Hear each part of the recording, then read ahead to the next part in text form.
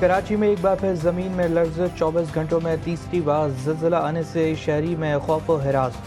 قائد آباد کی مساجد میں اذان دی گئی۔ ملیر، شاہ فیصل کالونی، کورنگی اور لانڈی میں 3.2 شدت کے زلزلے دوبارہ آئے۔ پہلے رات 1 بجے پھر رات 1:30 بجے زلزلے کے جھٹکے محسوس ہوئے۔ کئی مکانات کی دیواروں میں دراریں پڑ گئیں۔ گہرائی انتہائی کم، صرف 12 کلومیٹر ہونے سے شدت زیادہ محسوس ہوئی۔ زلزلے کا مرکز گڈاف ٹاؤن میں تھا۔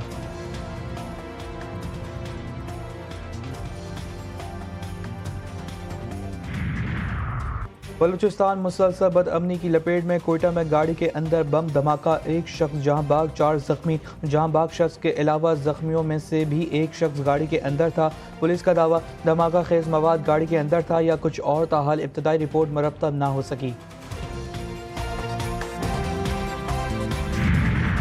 دہشت گرد اسرائیل کی جانب سے فلسطینیوں کی نسل کشی جاری۔ غزہ میں ایک دن میں 60 فلسطینیوں کو شہید کر دیا گیا، 284 زخمی۔ اسرائیلی فوج نے 24 گھنٹے میں غزہ میں درجنوں فضائی حملے کیے۔ اسرائیل کی غزہ پر جاریہ شہید فلسطینیوں کی تعداد 54,381 ہو گئی۔ اسرائیلی حملے میں 9 بچوں کو کھونے والے زخمی ڈاکٹر عمادی النجر بھی شہید ہو گئے۔ امریکی تجاویز میں مستقل جنگ یا جنگ کے خاتمے کا ذکر نہیں۔ حماس نے غزہ میں جنگ بندی کے لیے امریکی تجاویز کو مسترد کر دیا۔ حماس رہنما کہتے ہیں جنگ بندی کے دوران غزہ میں امداد ترسیل کی ضمانت نہیں دی گئی۔ غزہ جنگ بندی کی پیشکش پر حماس کا رد عمل ناقابل قبول۔ امریکی ایلچی کا کہنا ہے کہ حماس کو جنگ بندی کی تجاویز قبول کرنے چاہتے ہیں۔ صہیونی وزیر اعظم کا یرغمالیوں کی واپسی اور حماس کے خاتمے تک جنگ جاری رکھنے کا اعلان۔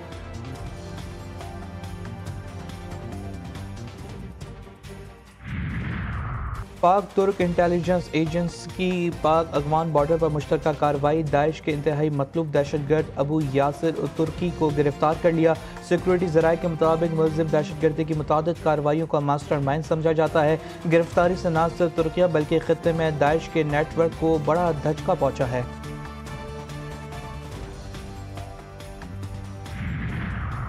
یوکرین کا روسی ایئر بیس پر حملہ، 40 سے زائد طیارے تباہ کرنے کا دعویٰ۔ یوکرین نے روس کی سائبرین علاقے میں ایک بار ایئر بیس پر حملہ میں جوہری ہتھیار لے جانے کی صلاحیت رکھنے والے بمبار طیاروں کو نشانہ بنایا۔ خبر ایجنسی کے مطابق سوشل میڈیا پر پوسٹ کی گئی ویڈیو اور تصاویر میں دیکھا جا سکتا ہے کہ بیلیا ایئر بیس پر روس کے اسٹریٹجک بمبار طیارے آگ کی لپیٹ میں ہیں۔ یہ طیارے طویل فاصلے پر موجود ہدف پر روایتی اور ایٹمی ہتھیاروں سے حملے کی صلاحیت رکھتے ہیں۔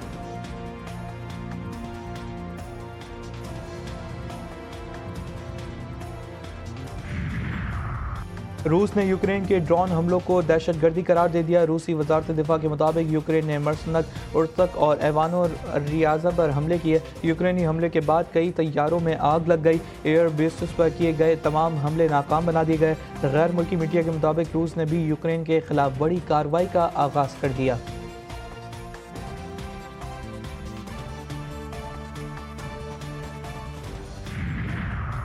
نواز شریف عید منانے برطانیہ پہنچ گئے۔ لندن میں صحافیوں سے غیر رسمی گفتگو، کہا پاکستان کو ایٹمی بم ہم نے دیا، چین کے ساتھ JF-17 بنانے کا کام بھی ہم نے شروع کیا۔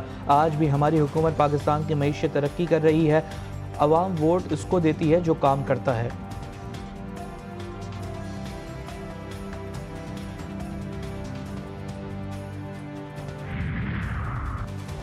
پاک بھارت کشیدگی کے بعد دنیا کو پاکستانی موقف سے آگاہ کرنے کا مشن۔ بلاول بھٹو اور شیدی الرحمان نیو یارک میں موجود۔ وفد کے دیگر اراکین بھی امریکہ پہنچ رہے ہیں۔ بلاول امریکہ میں اہم ملاقاتیں کریں گے۔ پارلیمانی وفد کے دورے کا مقصد دنیا کو بھارتی جارحیت سے آگاہ کرنا ہے۔ پاکستانی پارلیمانی وفد اقوام متحدہ کے سیکرٹری جنرل سمیت اراکین کانگریس اور ٹرمپ انتظامیہ کے اہم اراکین سے ملاقات کرے گا۔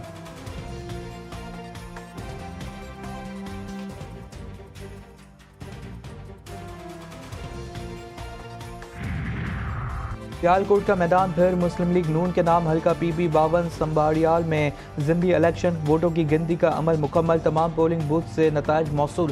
غیر سرکاری نتائج کے مطابق نون لیگ کی ہنا راشد وڑائچ پہلے، PTI کے حمایت یافتہ آزاد امیدوار دوسرے نمبر پر ہیں۔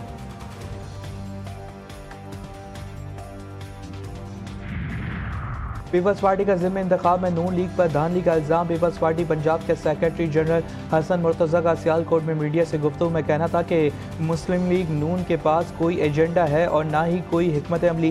نون لیگ والے فارم 47 تیار کرنے کے ماسٹر مائنڈ ہیں۔ پنجاب میں ہم کسی سارے یا آسرے سے واپسی نہیں آنا چاہتے۔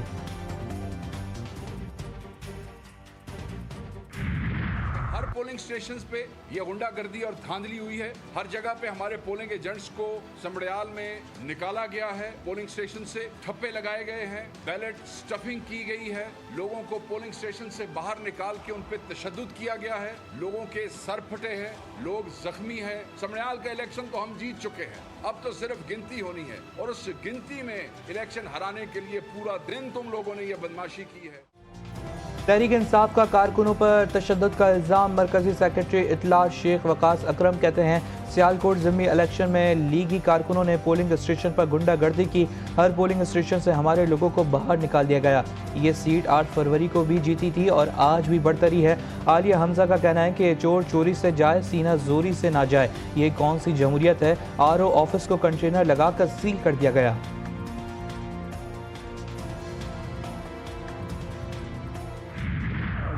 بھارتی chief of defence staff general Anil Chauhan کے انکشافات۔ کانگریس پارٹی کے صدر کے بھارت کے دفاعی ناکامیوں کے غیر جانبدارانہ تجزیے کے لیے کارگل ریویو کمیٹی کی طرز پر نئی کمیٹی بنانے کا مطالبہ۔ کہا مودی سرکار نے عوام کو اصل صورتحال سے لاعلم رکھا۔ پارلیمان کا ہنگامی اجلاس بلا کر آپریشن سندور کے حوالے سے سچ بتایا جائے۔ کانگریس کے صدر نے آپریشن سندور پر بھی سوالات اٹھا دیے۔ بھارتی عوام بھی مودی سرکار کی نفرت کی سیاست کے خلاف یک زبان۔ آپریشن سندور سیاسی ڈرامہ قرار، عوام مودی کی نفرت کی سیاست سے بیزار۔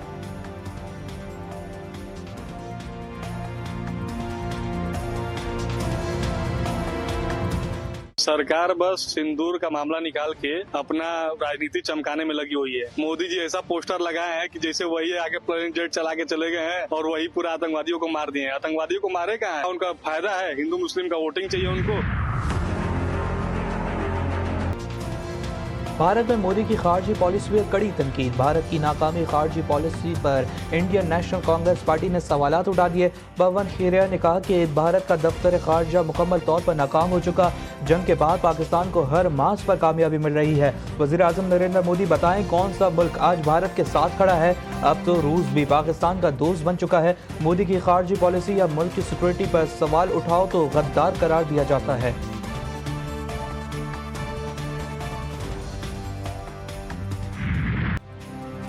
بھارتی دفاعی اور سفارتی ناکامیاں۔ کانگریس لیڈر اتم کمار نے مودی سرکار کا چہرہ بے نقاب کر دیا۔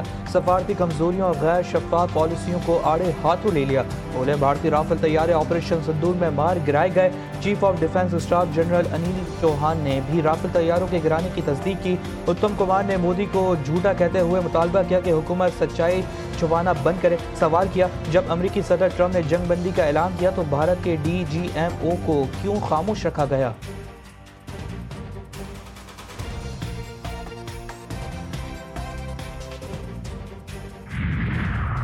جمعیت علماء اسلام کا کم عمری میں شادی کے قانون کے خلاف ملک گیر احتجاج کا اعلان۔ پشاور میں نیوز کانفرنس سے خطاب کرتے ہوئے مولانا فضل الرحمان کا کہنا تھا کہ پاکستان کی شناخت اسلام ہے، ملک کی اسلامی شناخت کو ختم کیا جا رہا ہے۔ اس سے قبل جو قانون سازی ہوئی IMF کی تجویز کو بنیاد بنایا گیا۔ اقوام متحدہ کی قرارداد کا حوالہ دے کر کم عمر بچوں کی شادیوں کی قانون سازی کی جا رہی ہے۔ اسلامی نظریاتی کونسل کم عمری شادی کی قانون کو مسترد کر چکی ہے۔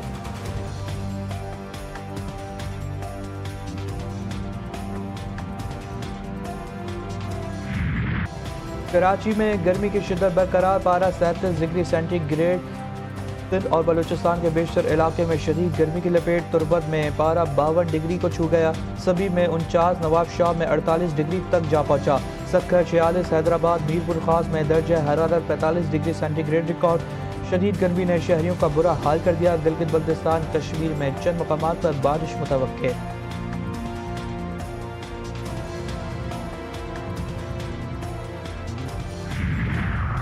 ڈیرہ غازی خان میں پولیس سے جھڑپ میں 4 خوارج ہلاک، دیگر ساتھی فرار۔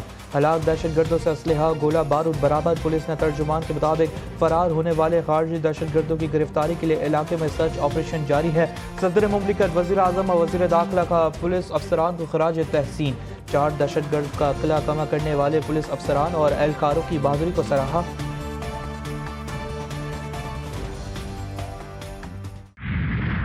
कुर्बानी के जानवरों की खरीदारी का मिशन। छुट्टी के रोज मुल्क भर की मवेशी मंडियों में रश। मन पसंद और भारी भरकम जानवरों की तलाश। महंगाई, खरीदारों और व्यापारियों के दरमियान रुकावट। कोई जानवर लेकर लौटा तो कोई खाली हाथ मायूस। जानवरों की मंडी से घर तक पहुंचाने वालों की भी चाटनी हो गई।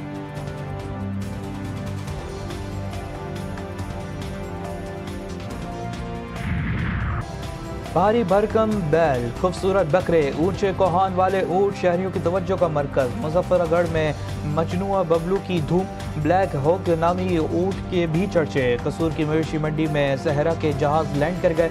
खूबसूरत नक्शो निगार वाली सहराई ऊंट अवाम की तवज्जो का मरकज। पाकिस्तान ने बांग्लादेश को वाइट वॉश कर दिया। तीसरे T20 में मेहमान टीम को 7 विकेटों से शिकस्त। बांग्लादेश ने पहले खेलते हुए 6 विकेटों के नुकसान पर 196 रन बनाए थे। परवेज हुसैन ने निफ्ट सेंचुरी स्कोर की। तंजीद हसन ने 42 रन बनाए। हसन अली और अब्बास अफरीदी ने 2-2 खिलाड़ियों को आउट किया। कौमी टीम ने हदफ 3 विकेटों के नुकसान पर 18वें ओवर में पूरा कर लिया। मोहम्मद हारिस की शानदार सेंचुरी। 160 रन बनाकर नाकाबिले शिकस्त रहे। सैम अय्यूब 45, हसन नवाज 26 रन बनाकर आउट हुए।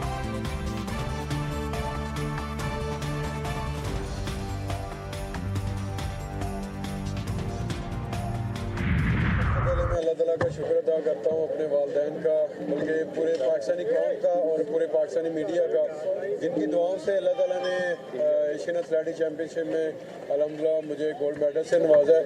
और ये मेरा पेरिस ओलंपिक्स गेम के पास ये मेरा पहला कंपटीशन था और अल्लाह ताला ने पाकिस्तान को फतह दी है। कौमी हीरो ओलंपियन अरशद नदीम वतन वापसी पहुंच गए। लाहौर एयरपोर्ट पर अहल खाना, स्पोर्ट्स बोर्ड, हुकाम और दीगर ने इस्तकबाल किया।